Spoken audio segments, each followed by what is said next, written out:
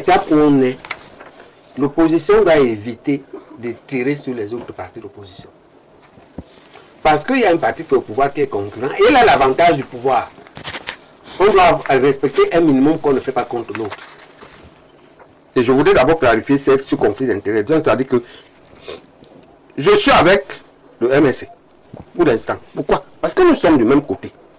On risque même d'être éliminés et se retrouver à la Cour constitutionnelle. Par conséquent, je suis d'abord avec lui. Alors, professeur, il y a un débat qui est né, beaucoup qui estiment que Kamto va sur un terrain qui ne sera pas très important pour l'amener à étudier, que ça se passe plutôt au Cameroun et non en France. Fausse ou mauvaise polémique?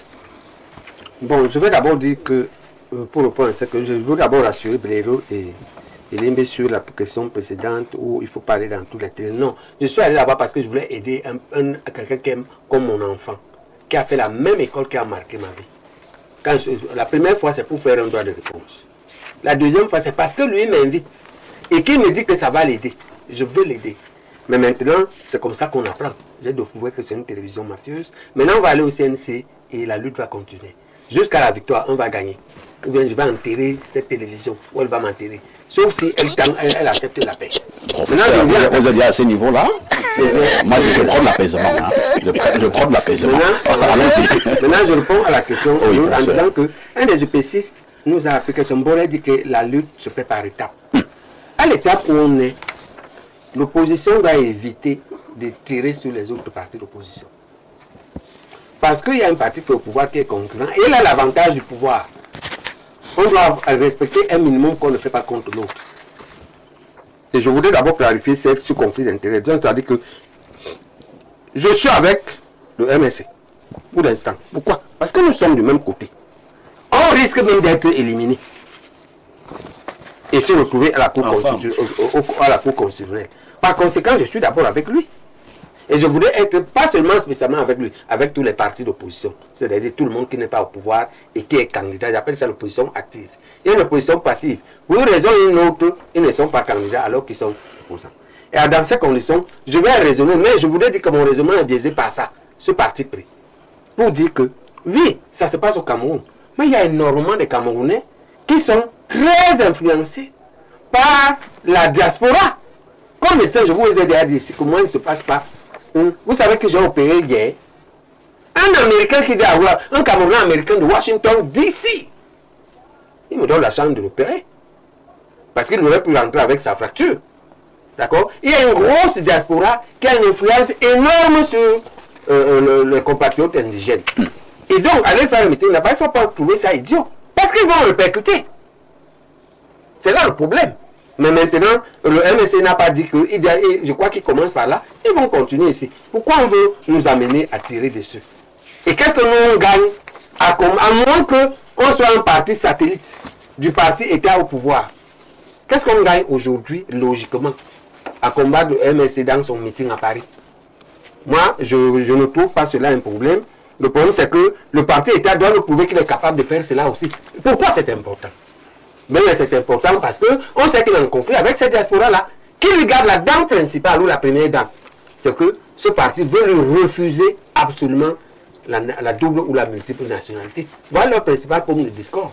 Et ils ne savent pas se prononcer pour ça. Alors que la plupart des partis d'opposition, je crois que Mouna l'a dit clairement, sont pour qu'on libère ça, cette affaire-là. Et qu'on les juge sur leur engagement au retour, en ce qui retourne au pays. Donc moi, je ne trouve pas personnellement de problème à cela. Et je crois ici que les UPCistes que je représente, qui me soutiennent, ne vont pas dire le contraire.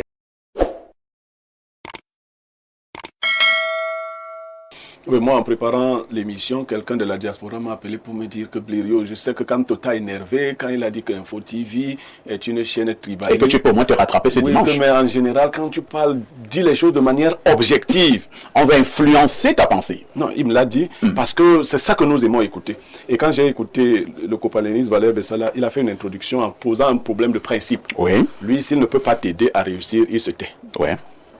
Non, personne n'a ce principe au monde. Socrate, Personne ne sait ce que Socrate dit exactement. Pourquoi? il ne peut pas aider le RDPC à réussir. Il ne s'était pas. Il combat le RDPC. Si tu fais les mauvaises choses, je te combats. C'est-à-dire, je ne t'ai pas réussi ici. Si tu me vois en train d'entreprendre une mauvaise chose vis-à-vis de toi, tu me combats. Tu ne te tais pas. Je ne me tais pas. Pour le MRC, je ne me tais pas. Pour Maurice Kamto, je ne me tais pas. Ouais. Je ne l'aide pas à réussir. Je ne peux pas l'aider à réussir, mais je ne me tais pas non plus. Et pour le cas justement du MRC, tu combats le MRC? Oui, désormais. Je le dis clair. Pourquoi? Parce que le MRC me combat. Vous avouez combattre le MRC? Comme je combats le RDPC, pourquoi vous ça nous... Mais je dis que le meeting de Paris hier. Non, on m'a posé la question. Ce n'est pas posé la modéré. Il dit que parlons du meeting. Nous allons parler du meeting. Je pose aussi mes principes. D'abord la haine. Non, je dis cela. Je dis que comme je ne souhaite pas voir le président Paul Biya être à nouveau élu président du Cameroun, si j'ai quelque chose à faire pour qu'il ne soit pas élu, je fais la chose. Sauf que je ne souhaite pas non plus voir Kamto être élu président du Cameroun. Je ne me tais pas. Bon, attendez un peu. Est-ce que là, on ne va pas dire que c'est la haine? Est-ce que quand c'est Biya, ce n'est pas la haine? Je comprends. Parce que là, je ne comprends pas. Non, Bébélé était monsieur hanté. Hein. Parce que là, je ne veux pas que le président Paul Biya soit président du Cameroun. C'est la haine? Est-ce qu'on conclut que c'est de la haine? Mais pourquoi quand je ne veux pas que Kamto soit, ça devient la haine? Il y a des gens, je ne veux pas de Kamto comme président du Cameroun. Bon, Blériot, parlons maintenant du meeting. Maintenant, parlons du meeting. La portée politique de ce meeting. Bon, ok. La foule qui est celle de Kamto ne peut ni grossir ni maigrir. Parce que c'est une foule à la fois hystérique, une foule qui a été déjà enrégimentée. Elle ne grossit pas, elle ne maigrit pas. Vous comprenez? Les gens qui devaient être dans ce meeting y ont été. Les gens qui ne devaient pas y être n'y étaient pas. Est-ce que ça a un impact? Même au Cameroun, les gens qui vont voter le MRC sont connus déjà. Ils ne vont pas s'ajouter. Il n'y a personne qui va s'ajouter à la liste de Kamto. La campagne ne sert à rien. Moi, j'ai pris le soin de suivre la campagne. J'ai vu un leader qui changeait son discours. Vous savez, vous avez parlé, je combats étonnant, vous savez ça, non? Vous savez que je combats étonnant? Non, moi, je ne savais pas. Je combats tous ceux qui ont un discours qui s'adapte aux circonstances. Hier, le professeur Maurice Kamto disait, nous mobilisons plus de haine contre qui que ce soit. Mais c'est le même qui a pondu un communiqué stigmatisant précisément un certain nombre de médias. Mais comment vous voulez dire, c'est nous qui devons nous plier sur Maurice Kamto, n'est-ce pas? Parce qu'il est qui? Donc il a dit que nous sommes une chaîne tribaliste, et comme il a fait un meeting de 50 000 personnes, nous commençons à dire que c'est bon, ce n'est pas bon. Les gens qui étaient là-bas, je ne connais même pas combien sont inscrits là-bas sur les listes électorales. Mais même s'ils sont inscrits, ils vont dire aux membres de leur famille à qui ils envoient l'argent ici que allez voter. Il faudrait encore que ces membres ici soient inscrits. Et ainsi de suite. Donc, je pense qu'il faut changer le régime de Paul Biya. Mais je pense qu'il faut le changer avec des hommes qui soient des sujets moraux. De vrais sujets moraux. Je ne pense pas qu'il faille utiliser une certaine technique d'endormissement pour qu'à la fin nous nous retrouvions à dire que la peur de l'épervier vous a poussé à aller dans la cage du renard.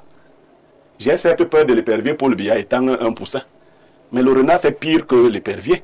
Si je me retrouve dans la cage du renard, je vais être bien accueilli, mais je serai bien mangé aussi.